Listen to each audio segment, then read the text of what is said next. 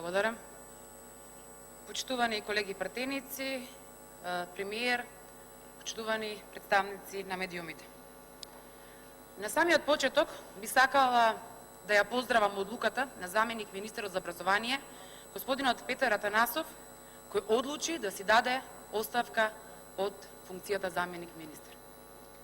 Навистина, да критикуваш сопствената влада која те назначила на таа функција, и тоа со реални одржани критики, за мене е храбар чекор. Но исто така храбар чекор е и кога председателот на владата ќе го предложи премиерот да биде министер за финансии. И премиерот ќе ја одбие понудата на председателот на владата. Почитувани колеги, би сакала да ги повикам сите функционери кои се од владата, кои се на раководни позиции, а кои не се согласуваат со погубните политики на оваа влада, да се охрабрат, да ја критикуваат оваа влада, да дадат оставки од нивните функции. Затоа што само така, навистина, ќе иницираат реформи, кои што претходно заедно ги предвиделе и секој требаше заедно да ги реализираат. Долго очекуваната и помпезно најавуваната реконструкција на владата, вака како што е предложена, е само сеење на магла и замајување на јавност. Со смената на само 7 министри, од кои еден го ротирате, од едно министерство го напредувате на друго ново министерско место, не знам како очекувате да внесете нова надежка граѓаните, дека тие треба да очекуваат дека работите ќе тргнат кон подобро. На овој начин, како и многу пати досега, ја подценивте интелигенцијата на народот. Смената на овие министри и назначувањето на нови секако дека нема да донесе суштинска промена во владата. Бидејќи во ресорите каде што имаше и има најголеми неуспеси и криминални тендери, нема никакви промени. Во владата остануваат истите министри за здравство, образование, економија, правда, транспорт и врски, труд и социјала, Министерството за внатрешни работи и така натаму, што впрочем е гаранција дека хаосот, корупцијата и криминалот во Македонија ќе продолжи да владее.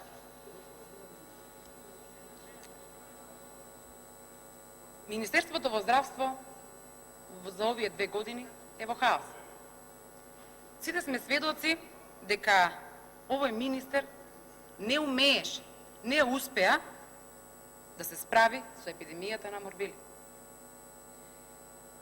И покрај тоа што имам поставувано пратеничко прашање, што значи дека алармирав за ситуацијата во аптеките, дека секој месец од 1 до 3 во сите аптеки владее хаос.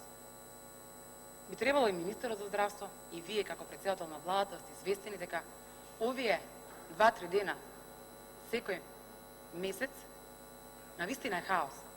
Луѓето чекаат во редици по неколку часа за да ја земат нивната неопходна терапија. Ова е вистина.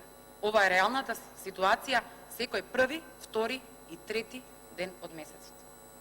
Имавме и ситуации каде што дури и полицијата мораше да интервенира да се воспостави ред во долгите колони. На пратеничко прашање добив одговор дека ситуацијата не е таква, но ве верувам сега дека можеби министерот ќе се заложи да праша дали ова навистина се случува. Секојдневно сме сведоци како луѓе.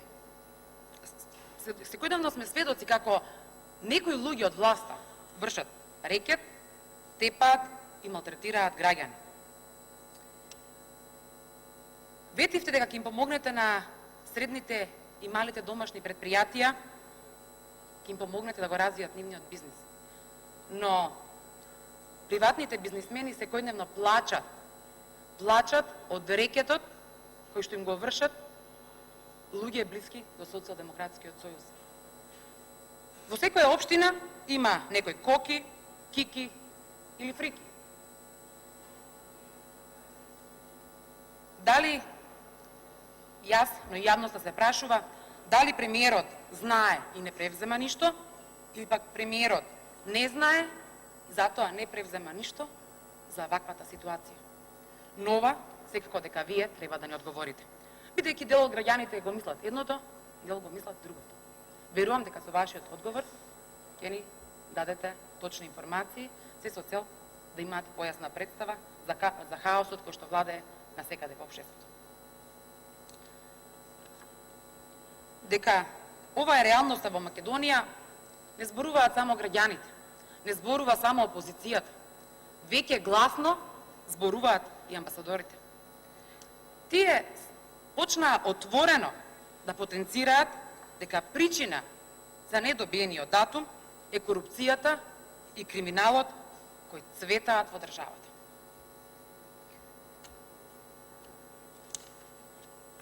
Почитувани колеги, да го споменеме извештајот на Греко за претиот круг евалуација на Република Македонија. На самиот почеток има забелешка дека е поставено несоодветно и партиско решение за шеф на делегацијата на Република Македонија во Греко.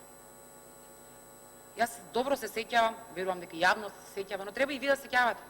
Вие сте тие кои што ветувавте департизација. Вие сте тие кои што ветувавте да ќе ставите професионални кадри на вистински места. Исто така во извршно резиме и стои: корупцијата се смета за сериозен проблем во Република Македонија. Навистина цвета корупцијата. Ако секој еден ја приметува, а вие не ја гледате, навистина не знам каде е проблемот. Дали е толку многу криминални тендери и корупција, не успевате да ги видите пропустите и слабостите, времето ќе покаже дали и нешто ќе се смени. Исто така има забелешка на недостаток на транспарентност, како и политизација на полицијата. Во точка 39 има препорака 1, Греко препорачува дека недостасува транспарентност и правилата на игра не се целосни во однос на вработување на лица кои се ангажирани врз основ на дискреционо право на функционери од централната власт. Понатаму во точка 46 препорака 2. Во 2019 година проблем е работата на Државниот завод за ревизија, бидејќи место да објавуваат ревизорски извештаи за 2018 година, тие се уште се занимаваат со 2017 година во која одговорните лица беа и од претходната и од актуелната власт. Се политизира една поранешна квалитетна институција. Со спорното работење се штити актуелната власт од криминалот во министерствата. Ова не го зборувам јас како опозиција, ова стои во извештајот на Греко. Исто така се поставува и прашањето во точка 50. Се поставува прашањето: што работи Министерството за информатичко општество и администрација повеќе од 2 години, каде што во оваа точка имаме дадено директни критики за Министерството за информатичко општество и администрација. Во точка 115 и 118 Греко препорачува оперативна независност на полицијата визави Министерството за внатрешни работи значително да се зајакне. И тука во Министерството за внатрешни работи, за работата на Министерството за внатрешни работи, исто така имаме забелешка. Се бара изголемување на транспарентноста на ова исто министерство. Почитувани колеги, почитувана јавност, оваа влада не е способна да испорача реформи.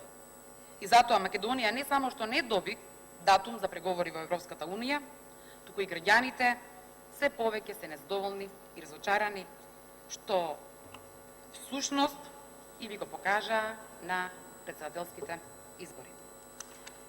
Како опозиција, секоја опозиција посакува да има неспособна и неуспешна влада, но верувајте, ваква корумпирана, неуспешна влада досега во Република Македонија нема. Колку и опозицијата, како опозиција да посакуваме оваа влада да не е успешна до степен до кој што и ветивте, верувајте како граѓани на Република Македонија, ова е неприфатливо. Благодарам.